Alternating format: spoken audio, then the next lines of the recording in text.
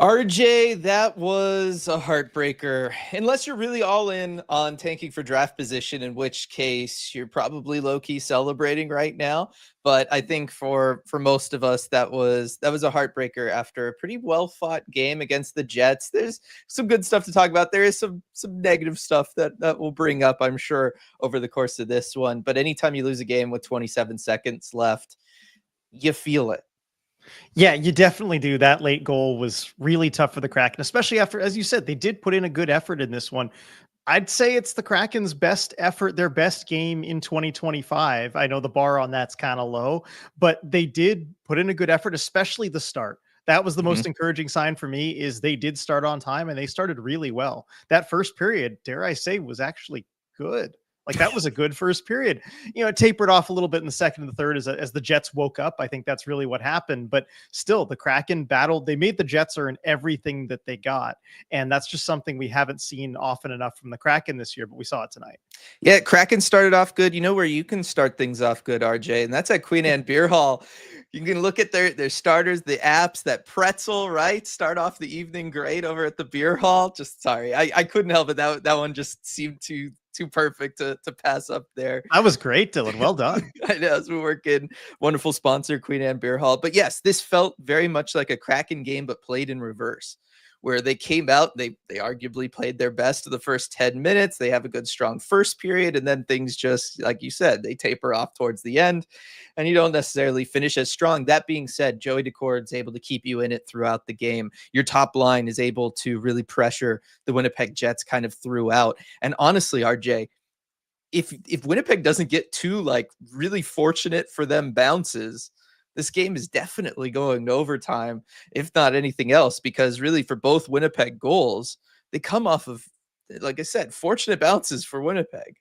Yeah, certainly the last one, that chip off the glass by Larson. I mean, that gets out most of the time. He's Yes. doing the right thing. I can't criticize anybody there. And it does go to the Jets. And, at that point, they've got guys in the offensive zone. And I mean, if you can make that shot that DeMello did at the end there, just more power to you, right? If you can get that around the screen, that's just a really good play. I will give the Jets that first goal. I don't think that's necessarily a bounce there. That's just a power play. The way that they were slinging the puck around. And yes, Joey, that rebound comes out and goes right to a Jets player, but it's because the shot is placed perfectly to the far side where Joey, if he wants to get a piece of it at all, has to put it out there. Right. And then, Shifley's power there was for good. I it got to too. hand it to him. No, yeah, their power play was excellent, especially that particular power play was obviously that's some next level stuff. There's a reason they're up there at the top of the league in power play goals and all of that kind of stuff. So, I'm with you. Like that first one is a little bit less of a bounce. It's still a good bounce that favors them. Yeah. It's still a rebound right to a guy, but yeah, I'm with you there. Otherwise, there's definitely some interesting things that we'll get to in this one. The first thing that jumps out to me, and I know we got a super chat there, it's just Matty Beniers playing 22-10. Love Like that. we have officially entered the era of the Kraken having normal ice distribution, RJ. It's been a long time coming, but I feel like we're actually there where you have a dedicated top line. You've got your 1C playing 22 minutes, your 2C play at 18. And then I know you're not probably thrilled about this, but Shane Wright on the third line playing 14, 16, and then a fourth line that's going to get like under 8 minutes in a close game against a good team. I like that. I hope it continues, but I think the main takeaway is the Kraken do have a proper first line. This is an absolutely proper first line with Matty Beniers, Capo Caco, and Jaden Schwartz. And they can match up against just about anybody right now and win that matchup. The Jets, they just gave the Jets fits all night in this one. And they move faster than just about anybody on the ice. They move the puck around quickly. They pass it well. I mean, that goal. Oh my goodness, that Matty Beniers goal. The passing, Jaden Schwartz with the aerial flip, which I still maintain players need to do that more often. Yep. Because it's so hard to defend against if it lands in the right spot.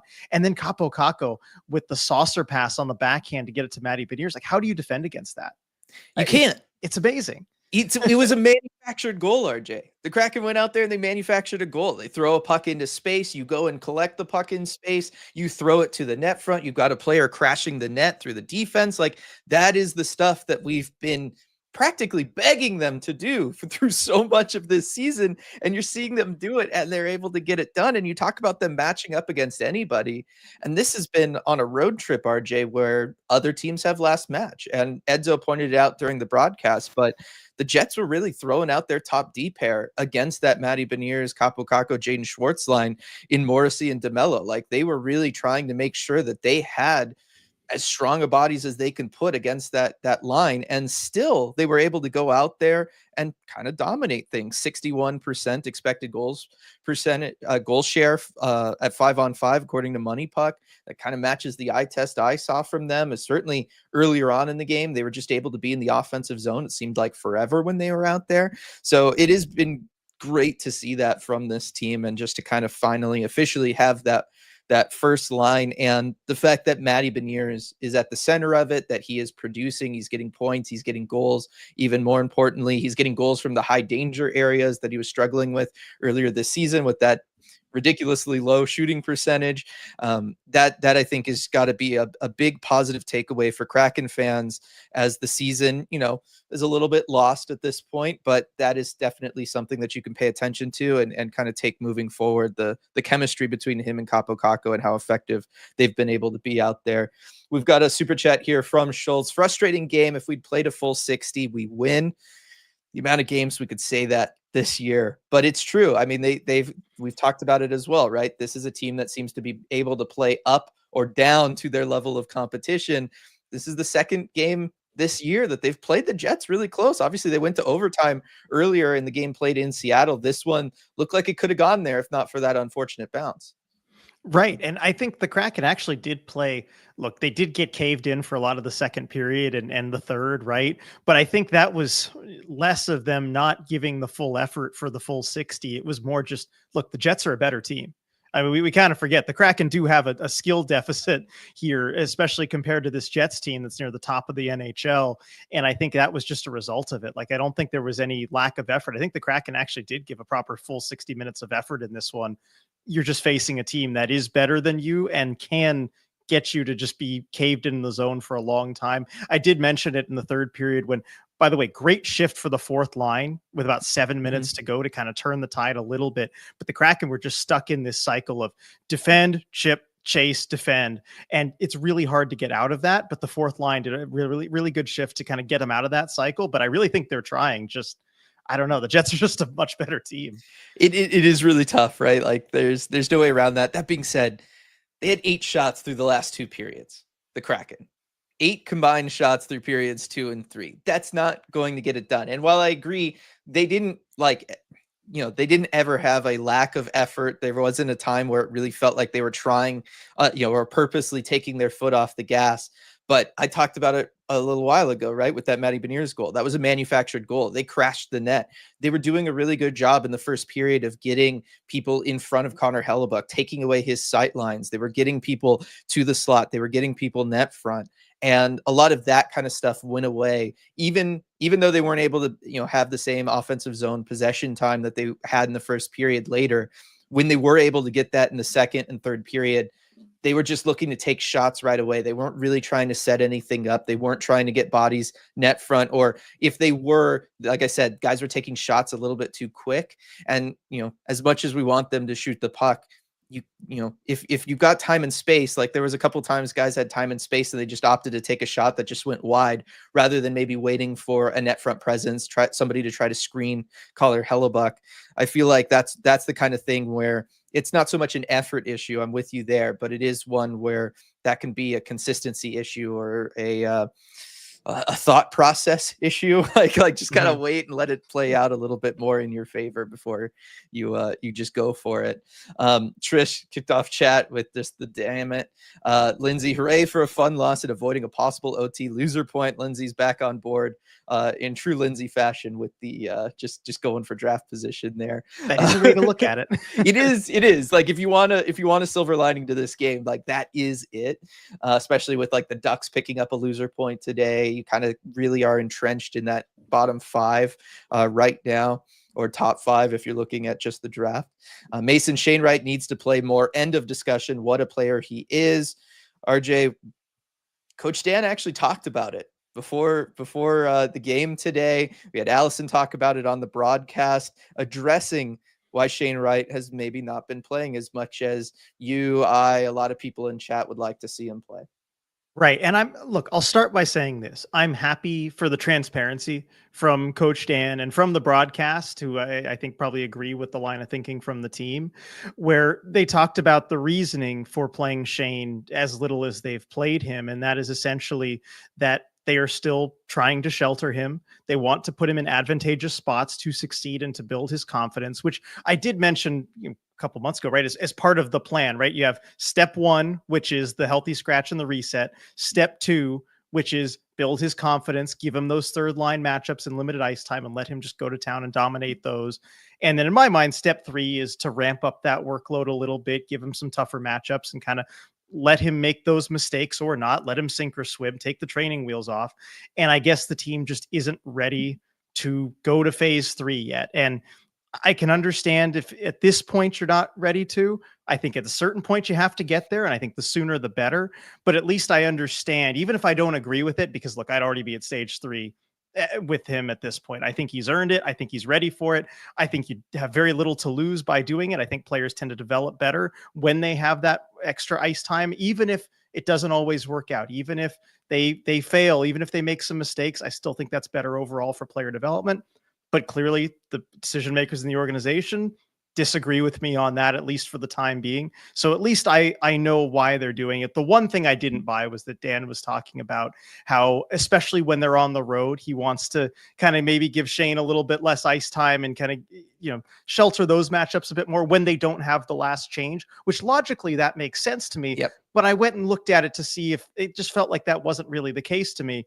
And I looked it up. His last 10 home games, he's averaged 14 minutes and 10 seconds of ice time. His last 10 road games, he's averaged 14 minutes and 10 seconds of ice time. I guess that doesn't factor in this road game here where he averaged 14, 16. So I guess it bumps it up just a little bit more to on the road. So that reasoning, that doesn't really check out in my mind. But the rest of it, I can understand even if I don't agree with it.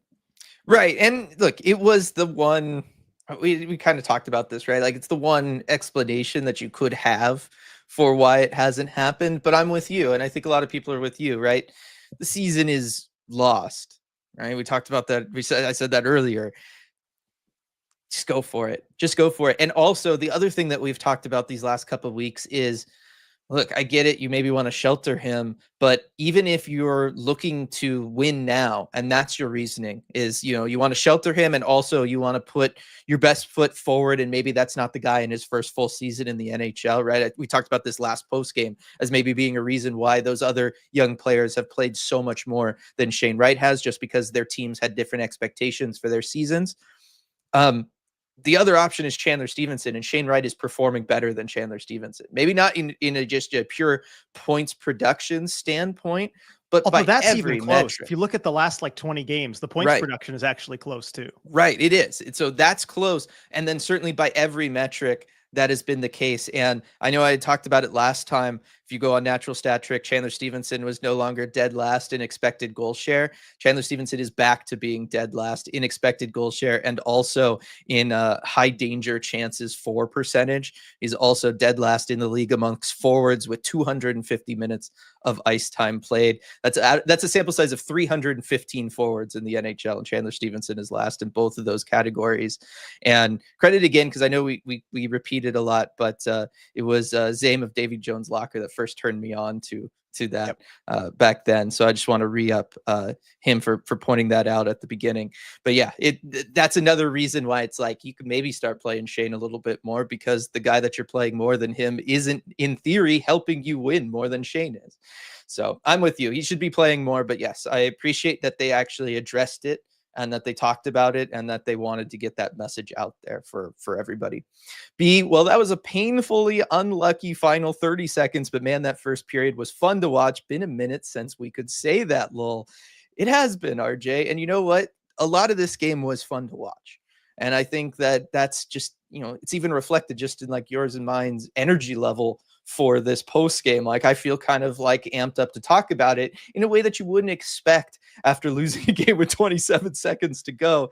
But I think it just goes to show the Kraken came out and they put out a good effort and they played a good game. And there were enough positives from this one, playing a top team like Winnipeg, that, you know, we can be excited about things. We can be excited about the future and what Maddie's doing and that top line's doing and stuff like that. Right. And I think at this point in the season, that's all we really wanted, right? We wanted to feel like the effort was there. We wanted to feel like they deserved to be in games. And we wanted to see the young players progressing and getting better. And I think ticked all three of those boxes tonight. And that's not something that we could say for really, you know, as I look back, like any game in the new year so far, in my opinion. And so that's fine. That's all we really wanted to see. And especially with the young players getting better. Matty Beniers, like, he took a significant jump tonight. And I just tweeted this out. Like, he played 22-10 tonight. We were just looking at that, right? That is the most ice time that he has had in a regulation game in his NHL career. And that's a great new milestone for him, right? I mean, we're seeing since Capo Caco has arrived, like, Matty Beniers has been a true 1C for this team. And that alone, win or loss, is just, that's worth talking about. And it's worth having fun over, right? I mean, I'm feeling good. No, it's definitely worth acknowledging, and it's worth feeling good about. And it's what we needed to see from him. Right. It's what we wanted to see for sure. But I feel like it's also something that we needed to see from Matty Beniers after the season he had last year and kind of the thoughts about things and the start to this year. I feel like this is kind of what everybody needed to see from him, was him stepping forward and looking like somebody that this franchise can legitimately build around, that you can go out there and make a trade for somebody and stick him on his wing and it's going to do good things. And that has been great to see. I know there's a couple super chats there, but just because we were just kind of talking about it, I just want to hit a couple of these comments real quick about, like, Bryce the Glass looking out for our future draft pick. Hockey Fork, rest of the season could be like that and I'd be fine. Don't lose embarrassingly, but don't move up in the standings. And then Kaylin, I would rather lose like that than win like we did in Buffalo. It's a tank compromise, play good, but don't win. I feel like a lot of people are kind of on board with that sentiment right now for this team. And then in the super chats, Edward with the first one here. Come on, Kraken, we're ready for our 15 minutes of Shane.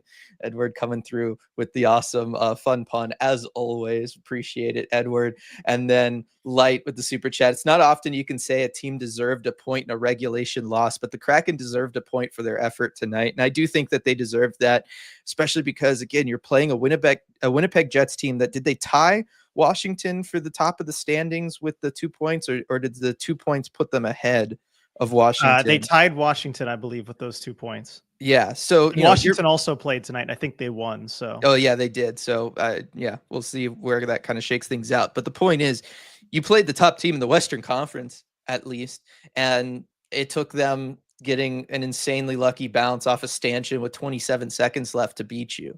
And that is something to be proud of for any team on any given night, and regardless of where they are in the standings. Yeah, definitely. And I know they kind of got caved in the second and third, but I just want to contrast it against the Pittsburgh game. I know there was the comment saying, right, you'd rather lose like this than win the way you did against Buffalo. I'd throw that Pittsburgh game in there for sure. And I think they kind of had a lot of similarities, at least, late, where, look, the Penguins kind of dominated as far as like possession and chances and everything. And Joey Decord had to play really well. Same thing with the Jets in this game, but man, quality of opponent matters so much. Like, there is no shame whatsoever in, I was going to say this if the Kraken won, like, in stealing a game against the Winnipeg Jets. Like, there's no qualifiers on that. You won the game, you stole it, right? Whereas against that Penguins team, and with performance that had their goalie get waived, maybe you don't feel as good about it. But this game, again, I'd rather the Kraken lose like this than win the way they did in Pittsburgh. Definitely. Alan, what a heartbreaker. The team really played their asses off and just get the terrible end of puck luck. If they keep that kind of play versus any other team, we have a better chance to win. I think we both agree with that. Sam, lose clean for Roger McQueen. Props to Joey for keeping us in it like that. And then George, Joey, what a performance. Shane needs more ice time, but instead they throw Berkey on his line. Yeah, it's tough. And then Terrible Lotus, great game. That last goal hurts us. We talked about the ice time distribution, RJ, and obviously we had the kind of D pair shakeup. And what I've noticed these last two games is we're seeing a lot more, actually, it feels like, of Vince Dunn and Adam Larson as a D pair. At least these last couple of Adam Larson has led the D core in ice time, which has been a little surprising to me. But Vince Dunn getting a lot of ice time with him. Riker Evans and Brandon Montour also both getting a lot of ice time. And really the Jamie Alexiak, Josh Mahura pairing, a distant third as far as the ice time distribution. It's, it's close with that top four, but Dan really seems, I don't know, maybe it's just because the game was close, RJ, but it does seem like, just the same way we're seeing normal distribution for the forward groups, we're starting to maybe see that with the D-core as well. Yeah, and I was a little surprised to see it, just given the struggles that Dunn Larson have had in the last like 4 or 5 games as a whole. But I thought they were really good tonight. You look at the stats on Money Puck, right? The expected goal share for them, 84%. None of the other D pairs over 25%. I mean, they were really carrying things. And if one D pair is playing that much better than the rest, yeah, go load them up on ice time. And I'm glad Dan Bylsma was willing to do that and kind of see how it was going with that pair. But that is another effect of these new D pairs, right? With Evans and Montour and then Alexiak Mahura, is I think that is going to mean less ice time for a Jamie Alexiak and a little bit more traditional of a 1-2-3, given you're loading up like that. I don't know. Did you hear Dan talk about, I think it was this morning, talking about why he went with the Evans Montour pair and what the thinking behind it was? No, I didn't. So he was talking about Pittsburgh, right? Because he started with the Pittsburgh game and talking about the speed that they can bring. And he said that that was a big factor in it because Evans, Montour, both of those guys, they can skate with anybody. They are just so fast. You are not going to beat them back with speed. And I think sticking with them for this game, especially against the Jets team that loves to burn you with speed on the rush, that was a really good move. By keeping those two together, there were so many chances where I saw Nikolai Ehlers, Kyle Connor trying to beat one of those two with speed. And I remember specifically a great chance where one of them came in on Brandon Montour in the third, and Montour just defended it so well. I'm trying to remember like who it was coming in on him, but so many chances like that I remember where I'm just like, yeah, this D pair is not, nobody's getting behind him. Right. And so I like that matchup based D pair selection with those two, even though, once they were in the D zone, it wasn't always the neatest and the cleanest. It took away the Jets rush offense. And that's the most important thing to do against Winnipeg. Well, and that is something that we've noticed a couple times this year, right? We go back to the Utah game and how all the Kraken really did. They ceded a lot of offensive zone time to the Utah Hockey Club. But Utah didn't really know what to do with it because if they can't attack off the rush, Utah doesn't really know what to do. And Winnipeg, maybe there was some elements of that. I think Winnipeg probably has a better handle. They've got better players. They probably have a better handle on what to do. But you certainly took away their plan A and some of their plan B by doing that. And yeah, Brandon Montour, for as much as we talk about him being able to lead rushes and attack in transition and skate fast with the puck up the ice, he's been equally good defending in transition this year. And if he's going to be playing with a Riker Evans, somebody else who can attack with the puck and be aggressive in the offensive zone, it allows a Brandon Montour to maybe sit back a little bit more and worry about that transitional defense because he doesn't have to be the one on the D pair trying to make offense happen in the offensive zone or worrying as much about that stuff. He can maybe take that step back instead of always having to, step up and try to help out something offensively. Speaking of lineup stuff here, we got a super chat from Schultz. No Gord, no Tanev post-trade deadline lineup. And that is true, RJ, right? Yanni Gord's still injured and out. Brandon Tanev missed this one with illness, I believe. This could be very well be our look at the post-trade deadline lineup if when those guys are moved. Right, because if the Kraken don't go on a run and improve things massively, those two guys, it just makes all the sense to move them at the trade deadline. And so this is kind of what you're looking at, right? But I do think the fourth liners, Stevens, Cartier, Hayden, they had another good game. I think they were pretty good against Pittsburgh as well. Yeah, against Pittsburgh, they had some shifts against the Crosby line too, where they won the possession. I think when John Hayden was out there against Sidney Crosby, the Kraken had 100% of the shots, which is pretty impressive, right? It was about 3 minutes of ice time, but still good. And I think they had another good game in this one. And so I think they're more than capable of just stepping into that spot and doing well enough. Well, I do too. And I think that this is also part of the reason why we're seeing the, quote unquote, normal ice time distribution amongst the forward groups. If you had Yanni Gord down there on the fourth line and he's playing with Brandon Tanev, you might see that line get a couple more shifts, right? Like that is something that I could see a coach doing. So I do think that is part of the factoring in of why we're seeing things kind of play out the way that they're playing out. And those shifts would probably, given the way things went tonight, be taken away from the Matty Beniers line. And I don't Yes. think that's a good thing. No, I don't either. So I think this is all kind of giving us a solid look at the future, and it's a future that realistically the Kraken needed to embrace, or they were going to have to embrace at some point. We've talked about this for a long time. You can't kind of roll 4 lines forever. At some point, you are going to need to find the talent that you can put out there for 20 minutes a night and let them go and let them really lead your team from a production standpoint. And they are starting to do that. And yes, if it happened to come off of injuries that kind of kickstarted that, it's not the way you want it to get kickstarted, but you are getting positive results from it. And I think that it does mean that the team, in theory, should definitely probably move them at the deadline. Like if there was any question about it, both where they are in the standings and their performance without them should tell you, you can safely make that move.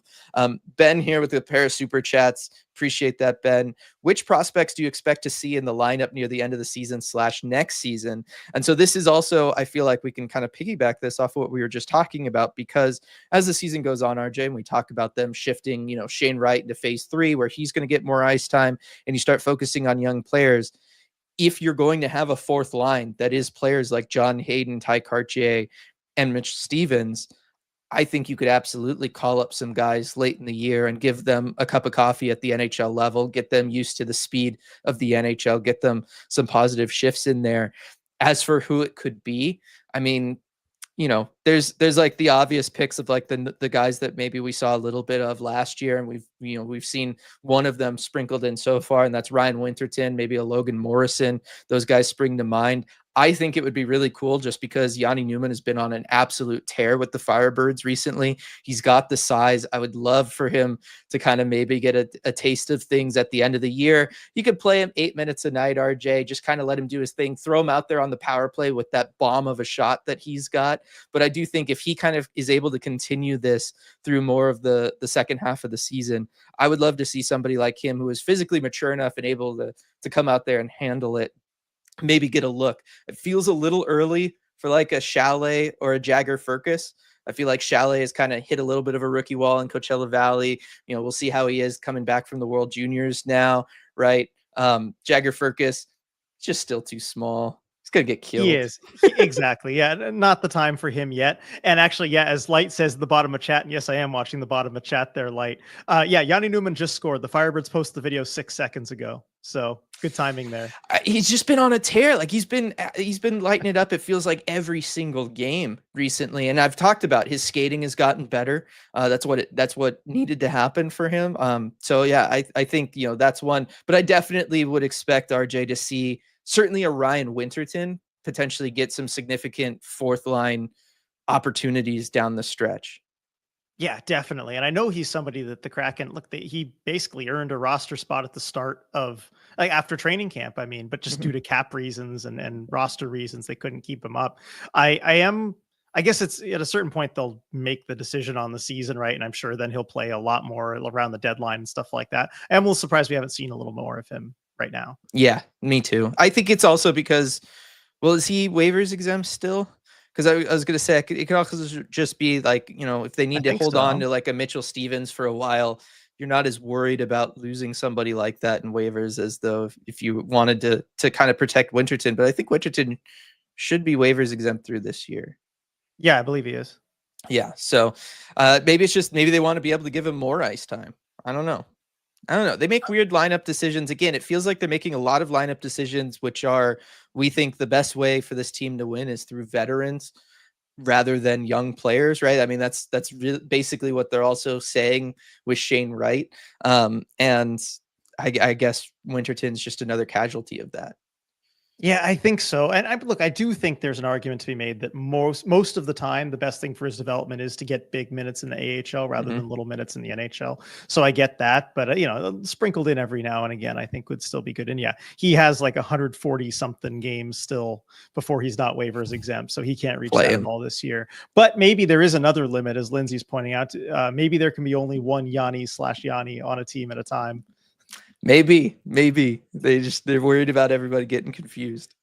I still have doubts about Yanni Newman's skating ability at the NHL, but that's why I feel like a late season call up could maybe get you an idea of where he stands, and also provide him an opportunity to work with Jess Campbell on the skating a little bit more Yes. in practices and stuff. Like, honestly, that might be the biggest reason just to bring him up for a cup of coffee, even if he's just a scratch. Just have him around for practice, let him work with Jess Campbell and continue to improve on that skating. Because while it is better, it's still not good enough, I don't think.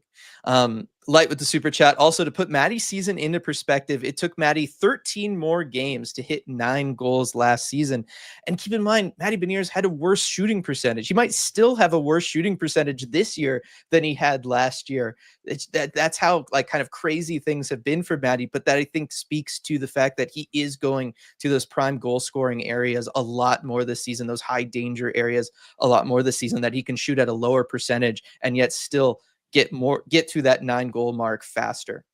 Right, and confirmed, he still does have a lower shooting percentage, at least before this game. I don't think it's factored in this game's stats yet, but that does say a lot about his production and what he's been able to do. And like, again, since Capo Caco arrived, he has looked like a legit 1C, not a high-end 1C in the NHL, probably one of the lower-end ones, but still like a player who can be the center of a top line, which is really encouraging.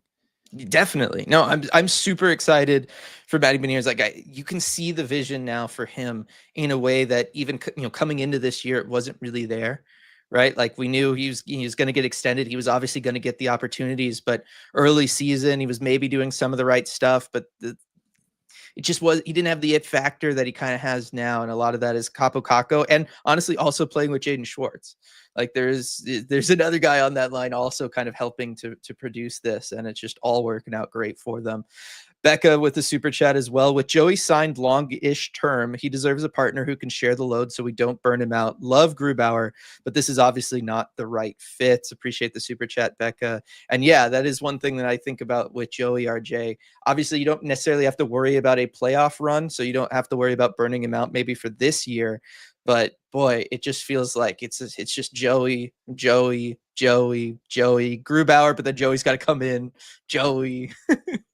Yeah, even coming off of an injury, right? It feels like, okay, Joey's got to come in. And look, we've had the Grubauer discussion so many times over the last few years, right? But I do think we're at the point where, look, there needs to be a better 1B option in net, I think, to keep Joey Daccord fresh. But for the remainder of this season, as we talked about earlier, wins don't necessarily help you in the grand scheme of things. So I think it's okay for this year, but yeah, I think they need to look at other options next season. Yeah, no, I think they'll get to that point. Okay, let's see here. I'm scrolling back up in chat, and we've got some good stuff, I'm sure, to catch up on here. Where was it? There was something from earlier. There's just a lot of chat to go back up through, so apologies. Yep. General Pancakes, even if this game did suck, we actually saw them play like they meant it, and I do think that is important. We talked about that one. See, Lindsay, hockey gods, please throw us a bone for Porter Martone. That's a good one. They certainly did tonight. Yes. And Rebecca asking, are we allowed to drink lemon lime Gatorade for Maddie PK? That is potentially something that we could start or do something for when Maddie gets out there on the PK, although it's starting to happen all the time now, which is pretty nice. It is. Yeah. No, maybe someone can recommend a different beverage for Maddie on the PK. Yes. Yeah. I don't know what beverage fits that, but just something so that I can hydrate between all the lemon lime Gatorades would be nice. Let's see, Jessica, we actually played for more than 10 minutes. That's good. I do think that is solid, and that's one of the big takeaways from this one. Christian. Yeah. Sorry, going back to the PK, I just wanted to mention one more thing on that. One thing I was really impressed by too, that first PK was just brutal for the Kraken because the Jets are just so good. But I do think the Kraken were pretty passive on that one as well. The Jets were able to kind of set up, move the puck around at will. And especially on the goal, the shot that led to the rebound that led to the goal, Chandler Stevenson was off a little bit to the right. He didn't really make any effort to take away the passing lane there because he was being so conservative, so passive on that. Yeah. But you look at the second Kraken penalty kill, major adjustment. And Stevenson himself too, he chased the Jets defender, I think it was Pionk, all the way back to their net. I mean, everybody was pressuring the puck as much as they possibly could. And I just love that they were able to make the in-game adjustment so quick, just being, man, we're playing passive and we're getting picked apart.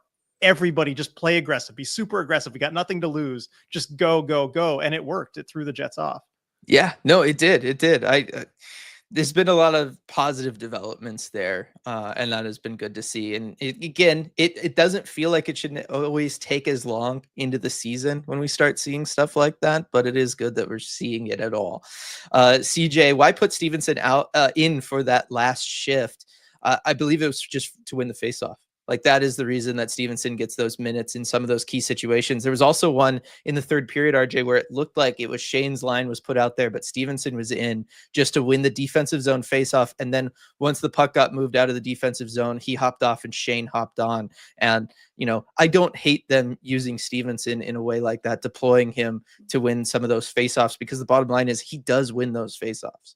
He does. He is your best face-off man, even though he's not your best player in the defensive zone. And if you win those clutch draws, then you usually don't have to defend. So I don't have a problem with it, but it is risk reward, because if you do lose the draw, then all of a sudden he's out there defending.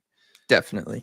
Light with the super chat, paying to say it, but Yanni Newman leads all AHL rookies in goals right now. Also, please talk about Catton's last two games.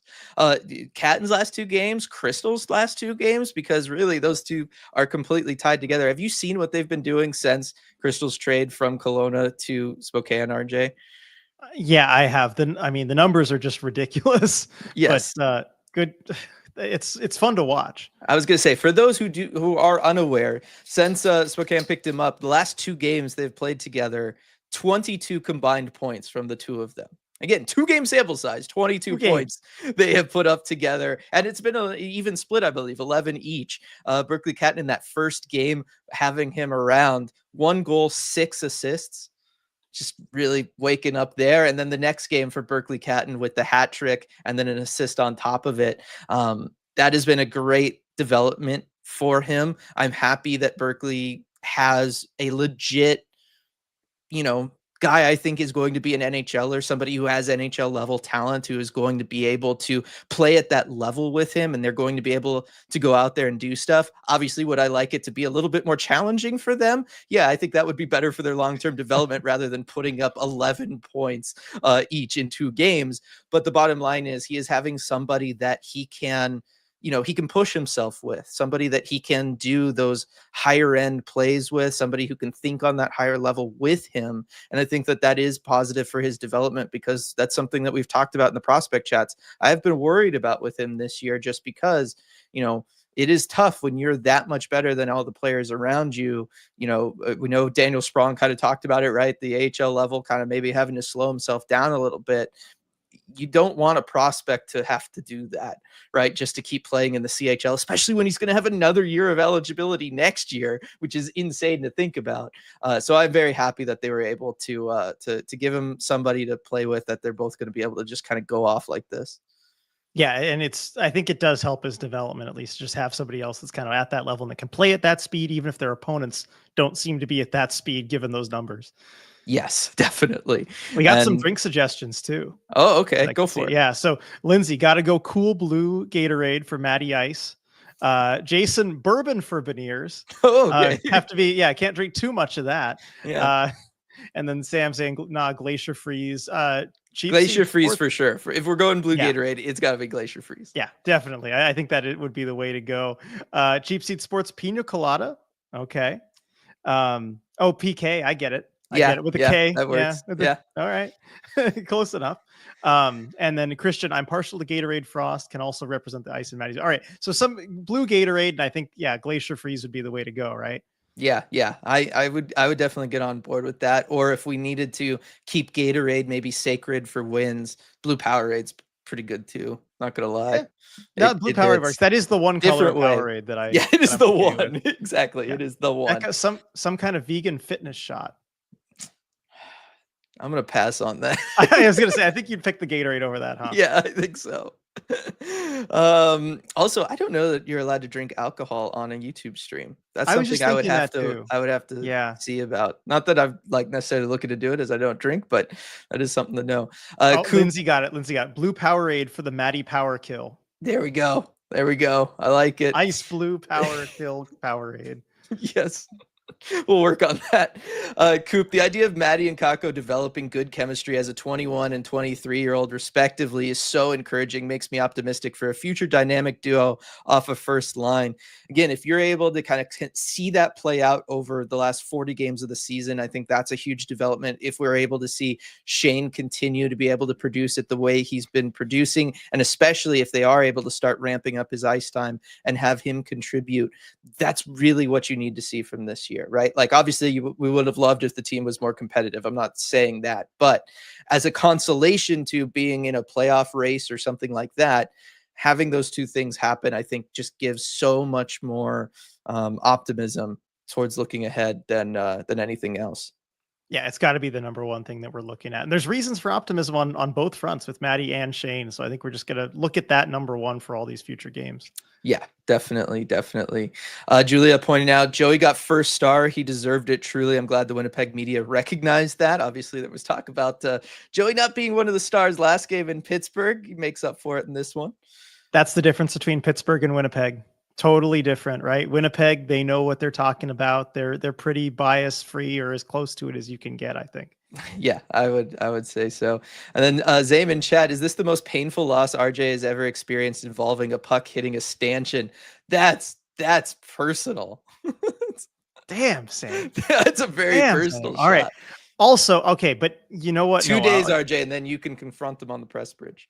I will. But you know what? That one actually, like, it was painful at the time, but like, look at the Sharks were never going to win that series. I know you're referencing the Vancouver series winning goal in the conference finals in 2011. Sharks were never winning that series. Like, they were down 3-1 in the series. Even if they win that game in overtime, Todd McClellan's the coach. They're not going to win that. Whatever you got to tell yourself to get through it. I'm for it. Sam, I think there was one ugly goal last year where the puck went off the boards in an unlucky way. Think it was last year. Don't know when though. I know Joey was in net for that. Was that the one in the, or well, there's a Florida one. There was also one in LA, right? Because I think that was last year, right? When Joey was having that insane game where he was potentially going to break the saves record, I believe. I remember being at crypto.com arena, sitting next to Jeff Baker. We were really watching things, and it was kind of like a weird bounce in the corner, or maybe it was Joey played it wrong.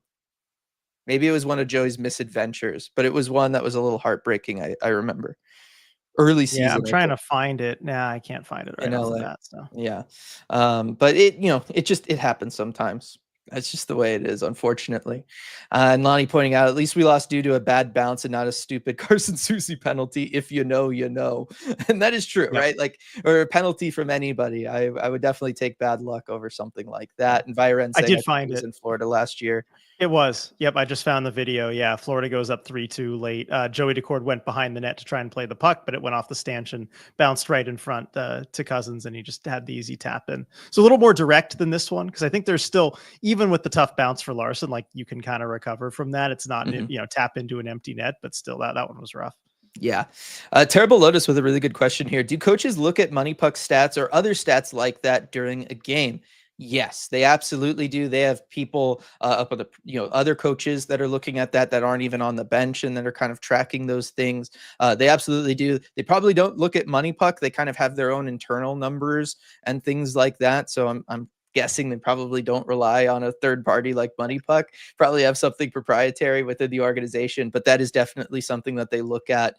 They'll kind of then match their eye test of what they're seeing from certain matchups along with the numbers, and they'll use that to kind of, make any adjustments that they're going to make as far as which lines are maybe going out against which lines. Yeah, and Coach Bylsma's even cited some of those numbers to us when talking after games or things like that. We're like, by our count, with our numbers, this, chances were 8-1 us in that period or something. And he's citing the numbers that he has, not anything that's publicly available. So it's cool when we do get a glimpse at what he's seeing. Yep, definitely. I like this comment a lot from Nick. Great effort by the Kraken tonight. Hellebuck is the greatest goalie of this generation, and it takes chances like what Kako and Maddie put together to beat him. Jets D doesn't allow many of those. And like I said, it was one that the Kraken had to manufacture, but it is true. Like, that is what it takes to beat a good goaltender like a Connor Hellebuck, where, look, and we've seen this with Joey too, right? If they can see it, they're going to stop it. right? You have to do something to either take away their eyes, deflect the puck along the way, or just beat them with speed and maybe a lateral movement like what we saw in that goal. And that is something that, again, Kraken have maybe struggled to be able to do that, but they're not right now, or at least that line isn't. Right. And with Hellebuck too, it is interesting because I mean the Kraken have played Hellebuck, what, I think 5 times now. And he actually, I think he has the third worst save percent, like against the Kraken, his save percentage is 904. That's his third worst against any NHL team. So for whatever reason, just something the Kraken do matches up well against Connor Hellebuck and how he plays. Because I always feel underwhelmed whenever the Kraken face him. And I think he was good tonight. The Kraken didn't really do much to challenge him, especially in the last 2 periods. But I always just feel like whatever the Kraken do tends to work against him. I was going to say, I wonder if there's just something to the kind of off rhythm that the Kraken tend to throw shots at net kind of with. It's a little awkward, and games like today where you're just not going to see a lot sometimes. I don't know. It is interesting. Christian, RJ, I'm told to ask you about your thoughts on how much the Jets play Hellebuck. Oh man, well, it's you, Dylan, really, that you don't want to get started on that because they just overplay him every single year. But they're doing it again this year. Yes, no, that they are. They're just going to play him into the ground, and then they'll suffer in the postseason for it. I just heard the front door, RJ, and then the door to the office just opened, and I was just handed this. That is clutch. So clutch from my girlfriend Julia. Got right on it. And apparently the tradition starts today. So thank you. Thank you, Julia. Okay. So I'll open that. Let me just set Julia trying to take the first star from Joey Decord today. I was gonna say, really. Byron, how much does Gord's injury impact his trade value? I'll kind of set you up with that, RJ, while I open this up. Yeah, go ahead. So it depends on how serious the injury is, which we don't know for sure. It sounds like they're still having to do some tests and figure out what's wrong with him. As long as he's healthy before the trade deadline, it shouldn't impact it at all. And I mean, the trade deadline is still like 2.5 months out. So, or no, a month and a half, something like that. I imagine it's early March. It is early March. Okay, so like a month and a half out, which hopefully he's healthy by then. I don't think it should linger to then, but again, we don't know because the team won't, it's an NHL injury. So we just don't know. If he's still injured, it might impact his value a little bit. If it's the kind of thing where he's going to be out until April, like that would impact his value a lot. We have seen players that have been injured, traded at the deadline that are injured, that'll probably otherwise would have gone for thirds or fourths, go for sevenths or conditional sevenths based on number of games played. But as long as he's healthy around the deadline, or at least like a week afterward or so, it shouldn't impact his value. Yeah, I was going to say, I think it's one of those things where if he's going to be hurt, it impacts his value because teams that maybe need his help to get to the playoffs are not going to be as interested in somebody who's going to be injured. You should still be able to find a trade partner though, just because there's teams that are going to know, look, if he's going to be able to play for the playoffs, he's going to help our club. But you would like to have him get some time in with everybody down the stretch. Now, I was given this, the Powerade. I was also given a Glacier Freeze Gatorade. So I'm just going to kind of compare the two real quick here. Wow. Okay. Do a little taste test, Dylan. I'm so spoiled. You really are. I really am. And chat, yeah, definitely acknowledging that. Everybody with the, with the props for Julia there for bringing those to you. I guess what would you say is the biggest difference, Dylan, between the Powerade and the Glacier Freeze Gatorade? It's the amount of flavor you get for sure. The Powerade really punches you with the like mixed berry flavor at the beginning. The Gatorade's a little bit more smooth. Right, it's just kind of like it's Gatorade. It flows over your tongue. Nothing's necessarily like kind of really grabbing you. The sweetness in the Powerade really kind of hits you from the beginning, and it leaves a little bit of a taste in your mouth. It's not bad, but it does in the way that the Gatorade is just a little more like I don't know. It's a little bit more like a flavored water. Interesting. So the Powerade really does bring the power then. Mm-hmm. Okay, we need to get you out to the beer hall, do more reviews on this. I was going to say, yes. But that's what I would say is the biggest difference between the two. So, okay. let's go. Let's see. Jason, rooting for draft position, but also are we counting down to a glimpse of Catton in the NHL? I don't think we'd see Catton in the NHL this year. Just a lot of things would have to go sideways for that to happen, to be perfectly honest. And it's one where I think the Kraken would definitely want him just to be able to go on whatever playoff run he's going to go on with Spokane, especially as we talked about, right? With Crystal being around now and the way that they're playing together, you absolutely want him to get those opportunities. So I don't think we'd see a Berkeley Catton. I think you're looking at the older guys down in Coachella Valley from the prospect perspective. Like I said, Ryan Winterton, a Logan Morrison, those kind of guys, and maybe a Yanni Newman. But even that one, I feel like I'm kind of pushing it realistically, given the way that this is the organization's track record, I'll say. Yeah, no, I would agree with that. I think we ideally would like to just see him go on a long playoff run in the WHL. And then from Andrew, Dylan should ditch this hockey stuff and start slinging sports drinks. Rebecca, time to pivot to a beverage review channel. I mean, Dylan, if we want to diversify here, we could do a food and beverage review YouTube channel. I'll tackle the food, except the chicken tenders and pizza and things like that. You can take on the beverages, and let's do this. If only the NHL's official drink sponsor wasn't Body Armor or whatever it is now. After forget the NHL, we're doing this because the NHL won't market itself, and we don't have a big enough market. Go with the legit sports drinks like Gatorade and Powerade. I would be down for that. I would definitely be down for that. Do something like that. Right. We'll talk later. My people call your people. Yeah, sounds good. Sounds good. They're both my brother, Joe. It's just he's both of our people. Yes, I was going to say that Joe would be the person to handle this. Byron, Stevens played a 10th game, so he needs waivers to be sent down again. Appreciate that. And then also from Byron, Tambellini said they want Winterton to work more on PKing and scoring at even strength, which is sort of confusing because I think he's been PK3 recently more than PK1 or 2. That makes sense for me. I feel like just because realistically that is his path to an NHL roster, as he is going to be, maybe in a bottom 6 capacity, and you're going to want him to be more diversified as a prospect. It felt like, though, they had him work a lot on the PK and defensive side of his game last season, which is why I thought, this year the plan, and I think I said this at the beginning of the year, it makes sense.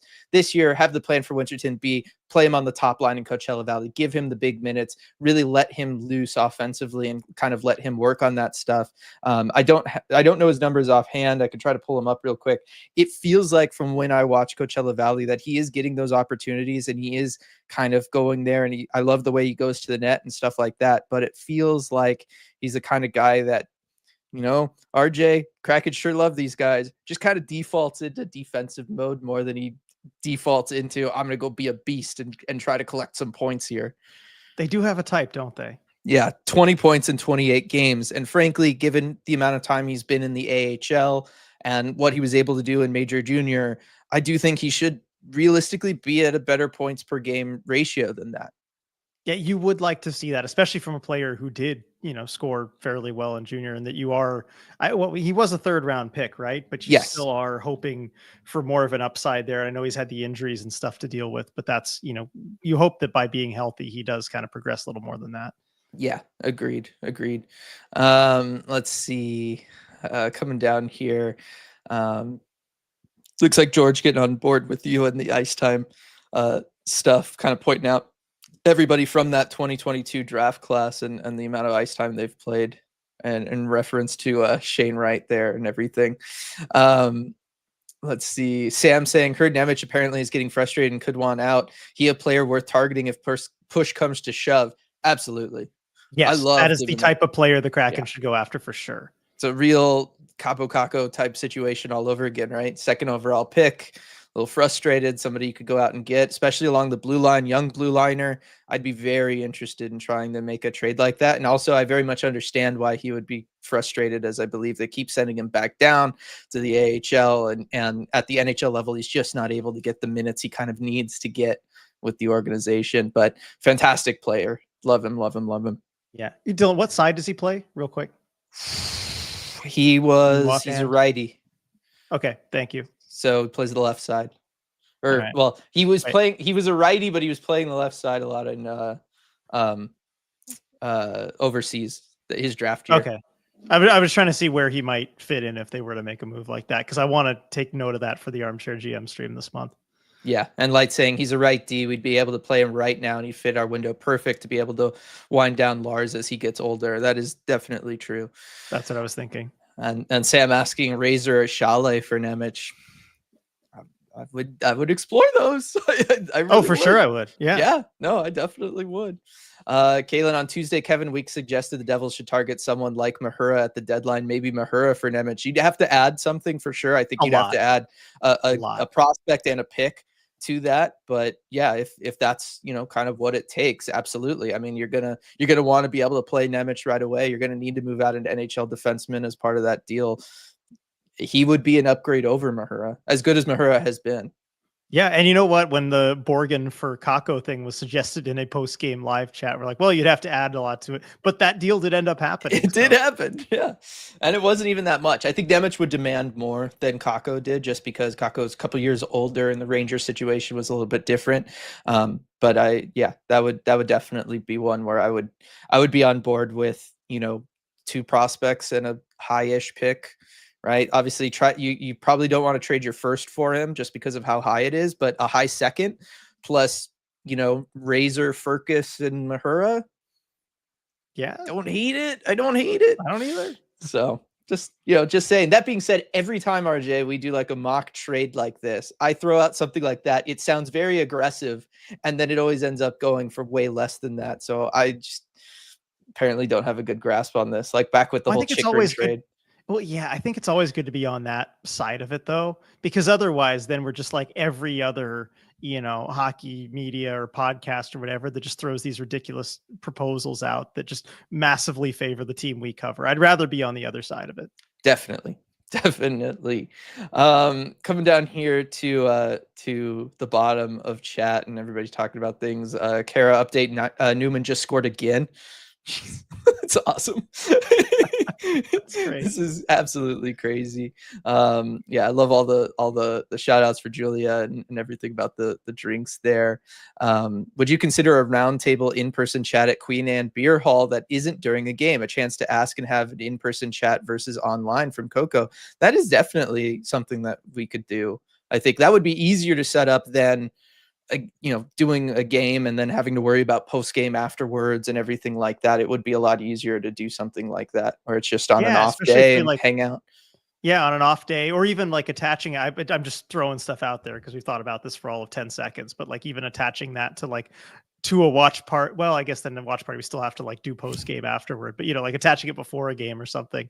But I don't know. We could think about that. Well, I'm certainly excited to do more in-person stuff now that, the wedding stuff's over for you. My back's doing better. Like I said, I want to get Afro over there soon just so she can get used to the space and then she could join us for something.